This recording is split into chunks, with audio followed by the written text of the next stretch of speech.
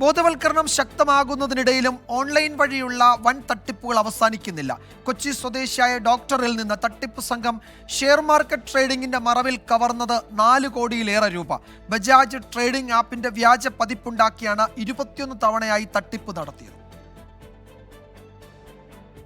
Online തട്ടിപ്പുകൾക്കെതിരെ ജാഗ്രത പുലർത്തണമെന്ന് police ആവർത്തിച്ച് ആവശ്യപ്പെടുമ്പോഴാണ് കൊച്ചിയിൽ വീണ്ടും ഓൺലൈൻ തട്ടിപ്പ് അരങ്ങേറിയത്.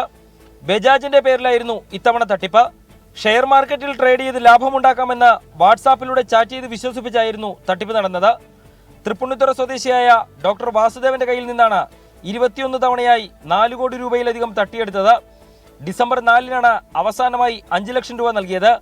പിന്നീട് ആപ്പിനെ കുറിച്ച് ഒരു വിവരവുമില്ലാതായതോടെയാണ് ഡോക്ടർ സൈബർ സ്റ്റേഷനിൽ പരാതി നൽകിയത്.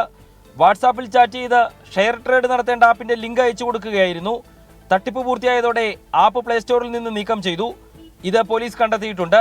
കേരളത്തിൽ കഴിഞ്ഞിടെ നടന്ന ഏറ്റവും വലിയ ഓൺലൈൻ തട്ടിപ്പാണ് കൊച്ചിയിൽ അരങ്ങേറിയതെന്ന് പോലീസ് പറയുന്നു. കൈമാറ്റം ചെയ്ത പണം തട്ടിപ്പുകാർ വിവിധ അക്കൗണ്ടുകളിലേക്ക് മാറ്റിയതായും പോലീസ് പ്രാഥമികമായി കണ്ടെത്തിയിട്ടുണ്ട്. ഓൺലൈൻ തട്ടിപ്പുകൾ നടക്കുന്നു എന്ന് മാത്രമല്ല, തട്ടിപ്പിന്റെ തെളിവുകൾ ഇല്ലാതാക്കി കുറ്റവാളികൾ രക്ഷപ്പെടാൻ ശ്രമിക്കുന്നു എന്നതിന്റെ ഉദാഹരണം കൂടിയാണ് തൃപ്പൂണിത്തുറയിൽ 4 കോടി രൂപ തട്ടിയെടുത്ത കേസ്.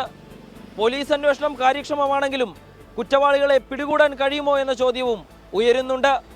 എസ് ശ്യാംകുമാർ, 24 കൊച്ചി.